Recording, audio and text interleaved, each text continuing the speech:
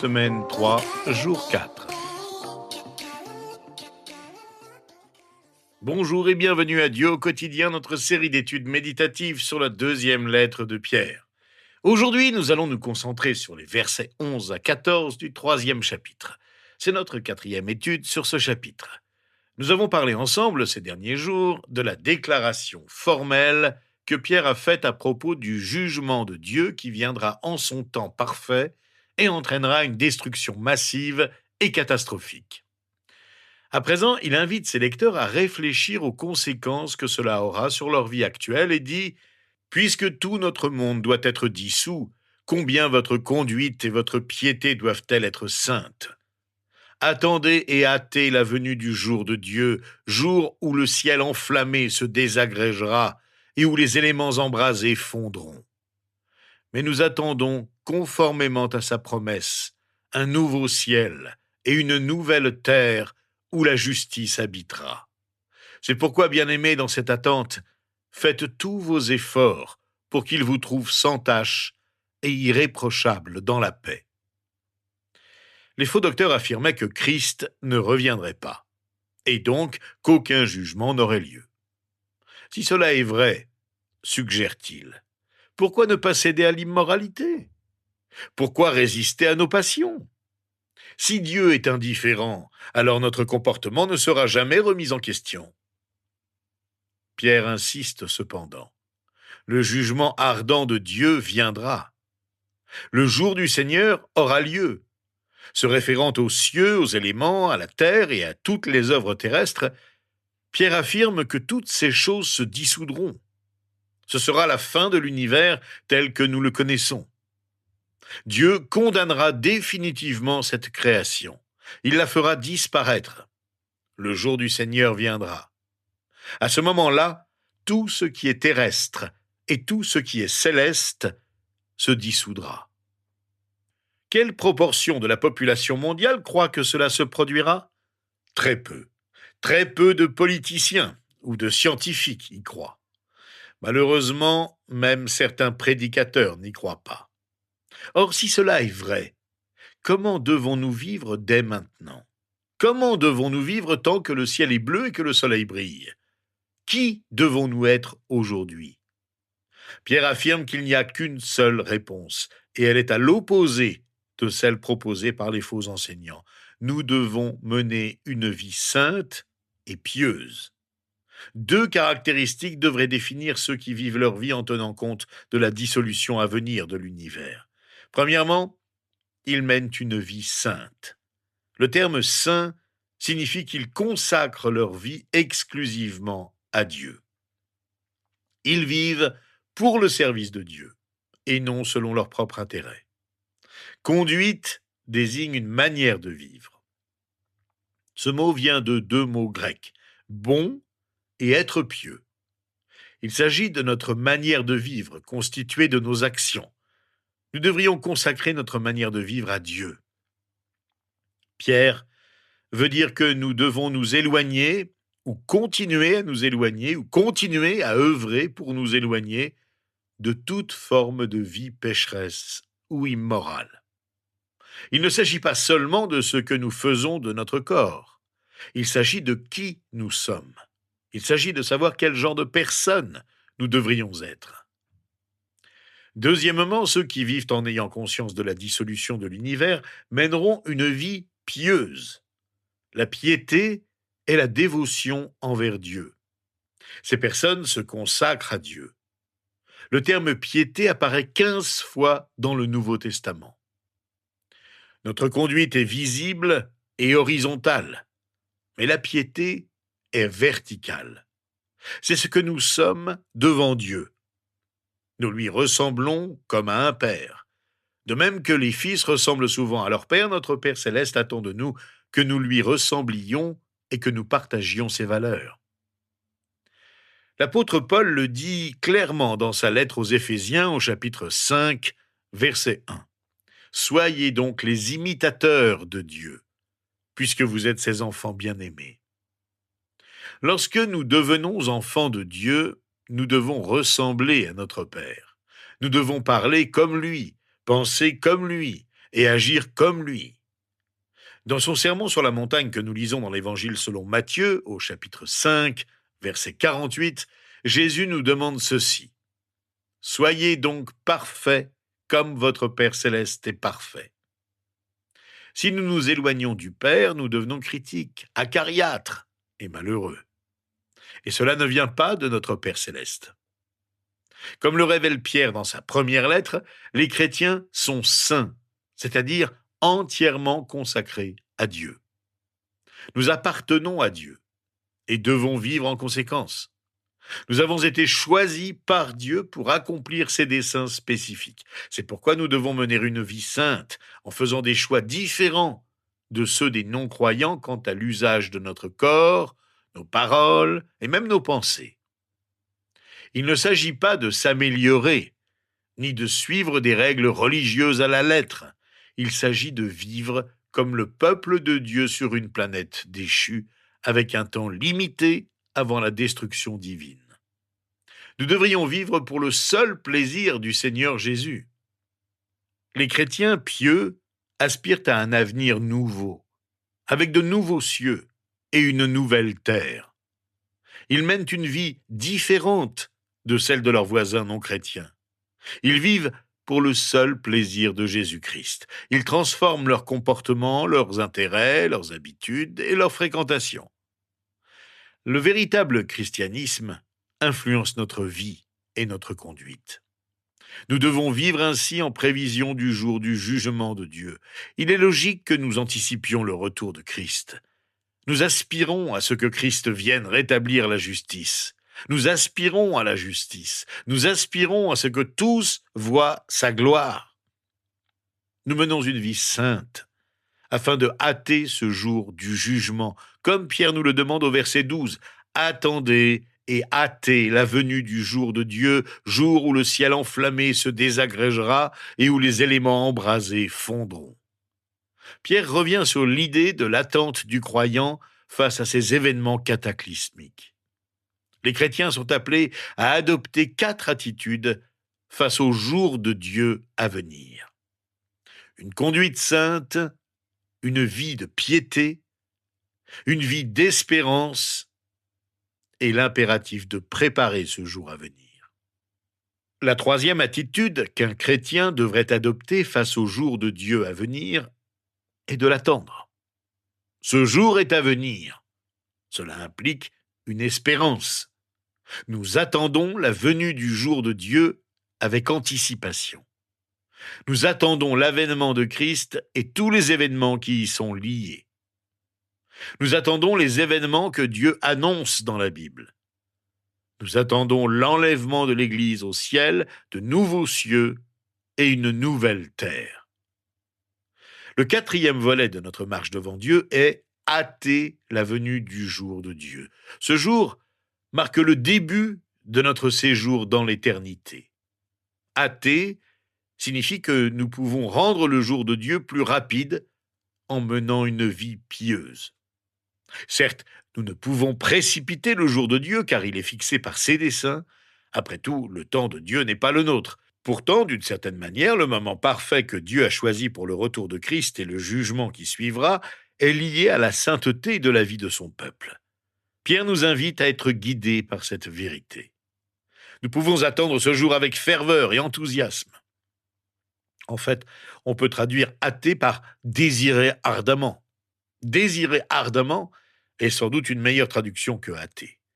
Les chrétiens sont appelés à désirer ardemment le jour de Dieu. Ils sont appelés à attendre avec impatience ce jour. Ce n'est pas un temps de terreur pour eux, car c'est alors que Dieu sera tout en tous. Heureusement, la destruction lors du jugement n'est pas la seule prophétie à s'accomplir. Dieu a également promis un nouveau ciel et une nouvelle terre à ses enfants, un lieu que nous attendons avec impatience et que nous désirons ardemment. En effet, Pierre nous assure, au verset 13 de notre chapitre, « Mais nous attendons, conformément à sa promesse, un nouveau ciel et une nouvelle terre où la justice habitera. » Pierre veut-il dire que nos cieux et notre terre actuelle seront entièrement détruits et remplacés par une planète entièrement nouvelle ou un univers nouveau? Ou bien affirme-t-il que Dieu purifiera nos cieux et notre terre actuelle par le feu, créant ainsi un nouveau monde sur la même planète après que toute l'injustice aura été consumée? Les spécialistes divergent sur ce point depuis des siècles. En fait, il nous est difficile de savoir précisément à quoi ressembleront le jugement ardent de Dieu ou les nouveaux cieux et la nouvelle terre. Ce qui semble clair, c'est que le jugement sera terrible et définitif, et que la nouvelle terre et les nouveaux cieux seront un lieu réel et physique où Dieu lui-même vivra avec nous. Contrairement au monde actuel, ce nouveau monde sera un lieu où la justice vivra éternellement en la personne de Dieu lui-même. L'apôtre Jean le confirme dans le livre de l'Apocalypse au chapitre 21, versets 1 à 4, avec des paroles remplies d'espérance. Puis je vis un nouveau ciel et une nouvelle terre, car le premier ciel et la première terre avaient disparu, et la mer n'existait plus. Je vis descendre du ciel d'auprès de Dieu la ville sainte, la nouvelle Jérusalem, préparée comme une mariée qui s'est faite belle pour son époux. J'entendis une voix forte venant du ciel qui disait : « Voici le tabernacle de Dieu parmi les hommes. Il habitera avec eux, ils seront son peuple, et Dieu lui-même sera avec eux. Il sera leur Dieu. Il essuiera toute larme de leurs yeux, la mort ne sera plus, et il n'y aura plus ni deuil, ni cri, ni douleur, car ce qui existait avant a disparu. » Si, en tant que chrétiens, nous aspirons véritablement à ce jour, comment devons-nous vivre? Pierre écrit que nous devons vivre dans un état de préparation. Voici ce qu'il nous dit au verset 14 de notre chapitre. « C'est pourquoi, bien-aimés, dans cette attente, faites tous vos efforts pour qu'il vous trouve sans tache et irréprochable dans la paix. » Nous devons être motivés par l'idée de la manière dont Christ nous trouvera à son retour. Cela exigera bien sûr des efforts, mais des efforts que nous devons entreprendre. Pierre écrit que nous devons nous efforcer d'être trouvés sans tache, irréprochables et en paix avec Dieu. Il faut être prudent ici. Comme Pierre l'a lui-même clairement indiqué, Dieu a déjà consacré son peuple par la foi en Christ. Il considère nos péchés comme pleinement effacés par le sang et la mort de Jésus. Il nous a attribué le mérite de la vie juste de Jésus. Tous les croyants sauvés sont en paix avec Dieu en Christ, et il nous considère en Christ comme sans tache et irréprochables. Le salut éternel n'est pas quelque chose que nous méritons ou que nous acquérons par nos efforts. En fait, Pierre fait ici écho au début de sa lettre. Il dit que les chrétiens, par la puissance de Dieu, doivent s'efforcer de vivre conformément à ce qui est vrai de nous en Christ. Nous devons nous efforcer d'extirper le péché de nos modes de vie et de vivre pleinement une relation paisible avec Dieu. Nous ne le faisons pas pour gagner notre place dans la famille de Dieu. Nous le faisons parce que nous en avons déjà une. Et vivre une vie consacrée à Dieu ici-bas est le signe de notre appartenance à la famille de Dieu qui se poursuivra éternellement. Pierre conclut ce chapitre par le mot « bien-aimé ». Il aime ses lecteurs, même s'ils ont failli croire aux mensonges des apostats exposés tout au long de cette lettre. Nous nous efforçons de maîtriser nos vies dès maintenant, car nous anticipons un renouveau. C'est une question d'application. Si nous restons en contact régulier avec Dieu, nous nous purifions. Si je sais que le Seigneur peut revenir avant ce soir, je me tiens prêt. C'est ainsi que nous trouvons la paix intérieure. Nous avons la tranquillité au milieu de la tourmente. Nous sommes en paix. L'attente du retour du Christ devrait donc nous préserver du péché non confessé, car Dieu veut que nous obéissions à sa parole sans aucune transgression. Comment vivre notre foi véritable dans ce monde sans Dieu? L'apôtre Jacques, au chapitre 1, verset 27 de sa lettre, nous l'indique clairement. La religion pure et sans tache devant Dieu notre Père consiste à s'occuper des orphelins et des veuves dans leur détresse et à ne pas se laisser souiller par le monde. Vous vous laissez séduire par le monde?